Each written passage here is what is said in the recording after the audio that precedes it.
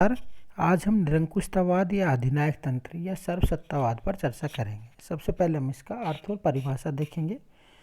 अधिनायक तंत्र प्रजातंत्र की विरोधी विचारधारा है। यह उसके ठीक विपरीत है। जहां प्रजातंत्र में सत्ता विभाजित व विकेंद्रित होती है, वहीं अधिनायक तंत्र में सत्ता एक व्यक्ति, समूह, संस्था या दल में केंद्रित होती है। अधिनायक तंत्र में अधिनायक का सत्ता पर पूर्णतः एकाधिकार या नियंत्रण होता है। अधिनायक कानूनों द्वारा नहीं, आज्ञप्ति द्वारा शासन करता है। अधिनायक की शक्ति सहमति पर आधारित नहीं होती है। यद्यपि साम्यवादी सर्वसत्ताधारी शासनों में निर्वाचनों का ढोंग रचा जाता है, बल्कि शक्ति, दमन, पशु या सैनिक बल पर आधारित होती है। अधिनायक तंत्र में नागरिक स्वतंत्रताएं स्वाभाविक नहीं समझी जाती हैं।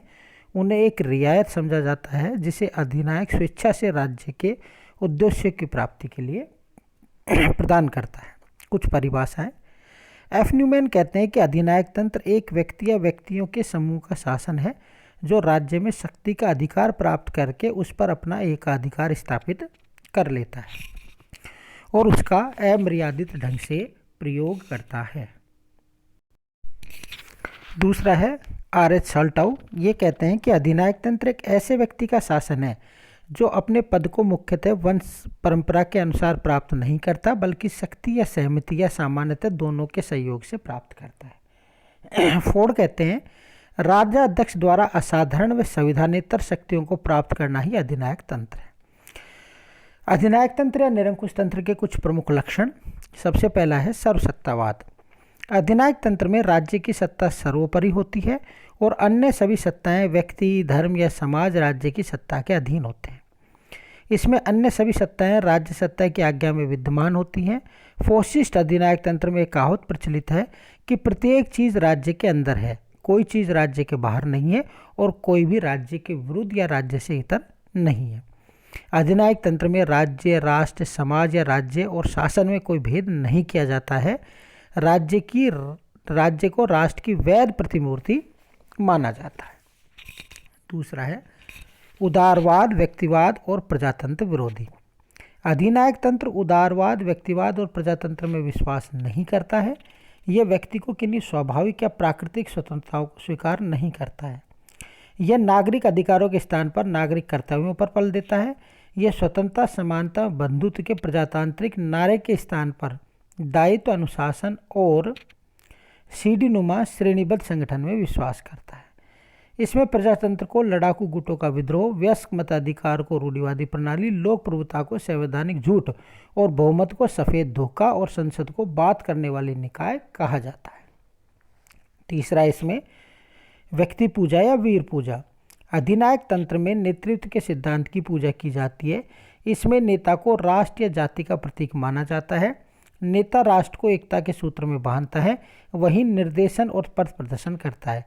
हिटलर के शब्दों में नेता दल है और दल ही नेता है। फासिस्ट साहित्य में नेता ही राष्ट्र है व जाति का रक्षक है। नेता ही राष्ट्र व जाति को उसकी दुर्भाग्यपूर्ण स्थिति से निकाल सकता है। नेता कोई गलती नहीं करता है। मुसोलिनी की आत्मकथा में ये शब्द मिलते हैं कि मेरा आदेश, मेरा पथ प्रदर्शन, मेरी निर्णय बुद्धि, मेरा अदम्य आधिपत्य आदि। सोफिस्टों के नारे थे कि विश्वास करो, आज्ञा पालन करो, संघर्ष करो। मुसोलिनी सर्वदा ठीक कहता है। चौथा इसमें दल और शासन में कोई भेद नहीं है। अधिनायक तंत्र में दल और शासन में कोई भेद नहीं किया जाता है। इसमें दल शासन पर छाया रहता है। इसमें दल के सदस्य शासन के प्रमुख पदों पर विद्यमान होते हैं। इसमें दल शासन की नीतियों को निर्धारित करता है, शासन उन्हें केवल लागू करता है। उदाहरणतः फासिस्ट राज्य में फासिस्ट दल और साम्यवादी राज्य में साम्यवादी दल शासन पर छाया रहता है। पांचवा है शक्तिशाली व हिंसक साधनों में विश्वास। अधिनायक तंत्र का आधार शक्ति है, बल प्रयोग है, दमन है, हिंसा है। उपद्रव या क्रांति इसकी आत्मा है। यह शक्ति द्वारा सत्ता को प्राप्त करता है और उसी के द्वारा इसे स्थायी बनाता है। साम्यवादियों का नारा क्रांति व अंतर्राष्ट्रीय क्रांति है। फासिस्टवादी हिंसा को पवित्र और रोगी राजनीतिक समाज को ठीक करने की शल्य चिकित्सा कहते हैं। नेक्स्ट है इसमें साम्राज्यवाद में आस्था।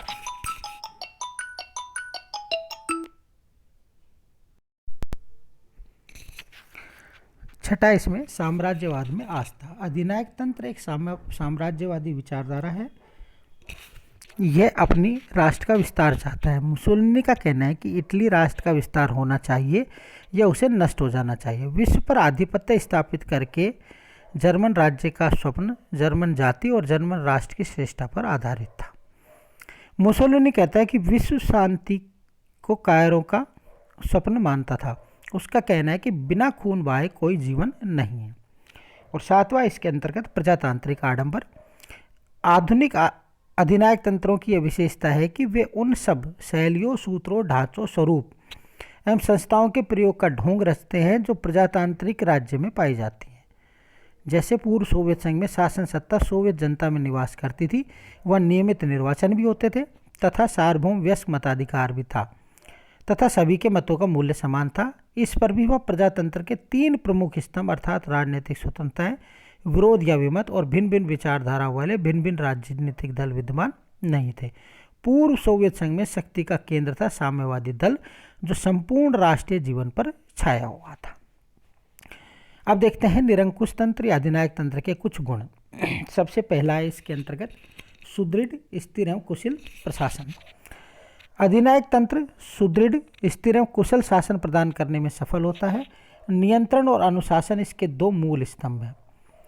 इसके साथ से अधिनायक सुस्त व उदासीन कर्मचारियों को कुशल, दुराचारी और सदाचारी और भ्रष्ट एवं पक्षपाती कर्मचारियों को तटस्थ व निष्पक्ष बना सकता है। इसमें निर्णय लेने की शक्ति एक व्यक्ति में निहित होती है, अतः निर्णय शीघ्र या समानुकूल लिए जा सकते हैं और उद्देश्यों की पूर्ति हो सकती है। अधिनायक को संसद में विरोधियों के प्रश्नों के उत्तर नहीं देने पड़ते हैं। उसे अपने दल के सदस्यों से विचार विमर्श नहीं करना पड़ता है। दूसरा है आर्थिक विकास। अधिनायकों ने अपने अपने आर्थिक विकास योजना को तेज गति से लागू किया तथा पूंजी और श्रम की समस्याओं का समाधान किया। फासिस्ट इटली के शासन की यह कहकर प्रशंसा की गई कि उसने इटली को पतन से मुक्ति दिलाई, निर्जीव व्यक्तियों में नए जीवन का संचार किया, देश की आर्थिक स्थिति को स्थिर किया, योजनाओं द्वारा बंजर भूमि को उपजाऊ बनाया, उद्योगों का समुचित विकास किया, श्रमिकों के सामाजिक स्तर में सुधार किया, श्रम और पूंजी में सहयोग उत्पन्न किया। साम्यवादी सर्वसत्तावाद के अंतर्गत पूर्व सोवियत संघ ने जो विकास किया वह प्रजातांत्रिक व्यवस्थाओं के लिए विचारणीय है। तीसरा है संकट में श्रेष्ठ। अधिनायक तंत्र संकट का सामना करने में अधिक सुदृढ़ सिद्ध होता है। संकट का सामना करने के लिए अधिनायक शीघ्र निर्णय ले सकता है और सैनिक कार्रवाई कर सकता है, जबकि प्रजातंत्र विचार विमर्श की स्वाभाविक प्रकृति के कारण शीघ्र निर्णय नहीं ले सकता। चौथा है देशभक्ति की भावना पैदा करने में उपयुक्त। यह एक प्राचीन कहावत है कि भय बिन प्रीत नहीं, क्योंकि अधिनायक तंत्र भय पर आधारित होता है, अतः लोगों की अधिनायक के प्रति भक्ति निर्विवाद और असंदिग्ध होती है। इसके अतिरिक्त अधिनायक बाह्य शत्रुओं व आंतरिक विद्रोहियों का भय दिखाकर लोगों से देशभक्ति, सहयोग और त्याग की मांग कर सकता है, जैसे हिटलर, मुसोलिनी, माओ, स्टालिन और अभी वर्तमान के अंतर्गत देखें तो उत्तरी कोरिया में जोमकिन। पांचवा है कम खर्चीला। अधिनायक तंत्र प्रजातंत्र की तुलना में कम खर्चीला होता है। अधिनायक तंत्र में प्रशासनिक खर्च प्राय कम होता है, क्योंकि अनावश्यक पदों, संसदीय आयोगों, जांच समितियों आदियों की आवश्यकता नहीं होती है। आइए अब हम देखते हैं इसके अवगुण। सबसे पहला है व्यक्ति की उपेक्षा। अधिनायक तंत्र में व्यक्ति का महत्व गौण होता है। व्यक्ति के विकास और महत्व के बिना कोई भी शासन सर्वोत्तम स्वरूप को प्राप्त नहीं कर सकता है। इसमें व्यक्ति की स्थिति उस यूनानी दास की भांति होती है जो अपने स्वामी के आदेशों का पालन करता है। दूसरा है नागरिक स्वतंत्रताओं का दमन। अधिनायक तंत्र न तो नागरिक स्वतंत्रताओं में विश्वास करता है और न ही उनको प्रदान करने का दावा करता है। स्वतंत्रताओं के अभाव में व्यक्ति का विकास अवरुद्ध होता है और राज्य के कार्यों में सक्रिय भाग नहीं ले सकता। तीसरा है अस्थिर शासन। अधिनायक तंत्र बल, हिंसा और दमन पर आधारित होता है। बल पर आधारित शासन चिरस्थायी नहीं होते हैं। ऐतिहासिक अनुभव यह सिद्ध करता है कि बल प्रयोग पर आधारित शासन उसी बल द्वारा नष्ट किए गए जिससे उन्हें उत्पन्न किया गया था। मुसोलिनी ने इटली के लोगों को हिंसा, घृणा और शत्रुता की शिक्षा दी और उसी हिंसा ने अप्रैल 1945 में उसे नष्ट कर दिया। चौथा है शांति का शत्रु। अधिनायक तंत्र सामान्यतः साम्राज्यवादी होता है, अतः यह अंतर्राष्ट्रीय शांति का शत्रु है। यह राष्ट्र के विकास के लिए युद्ध चाहता है जो मानव संहार के अतिरिक्त वैमनस्य और तनाव पैदा करता है। पांचवा उत्तराधिकार की समस्या। अधिनायक शांति काल में भी राष्ट्र पर सैनिक शासन और सैनिक वातावरण बनाए रखते हैं। इसका राष्ट्र पर प्रतिकूल प्रभाव पड़ता है। जब अधिनायकों की मृत्यु हो जाती है तो राष्ट्र में राजनीतिक शून्यता उत्पन्न होने से उत्तराधिकार के लिए या तो गृह युद्ध शुरू हो जाता है या ऐसी समस्याएं उत्पन्न हो जाती हैं जो राष्ट्र की एकता और अखंडता के लिए हानिकारक होती है। छठा है अनैतिक। अधिनायक तंत्र में जीवन के मानवीय व नैतिक मूल्यों का कोई महत्व नहीं होता है। यह विरोधियों के साथ समझौता करने के स्थान पर दमन की नीति अपनाता है। यह दमन शक्ति का सिद्धांत है, विवेक या न्याय का नहीं। और सातवां है स्वार्थवादी। अधिनायक तंत्र में लोक कल्याण के दावे केवल दिखावे मात्र होते हैं। अधिक लोक कल्याण के नाम पर शक्ति को इकट्ठा करता है और सामान्य हितों के स्थान पर अधिनायकों के हितों की पूर्ति की जाती है। सारांश में हम यही कह सकते हैं कि लोकतांत्रिक या अधिनायकवादी शासन व्यवस्थाएं अपने स्वरूप, प्रकृति, उद्देश्य, संरचनात्मक प्रक्रिया या कार्य प्रणाली में भिन्नता लिए हुए होती हैं। Thank you.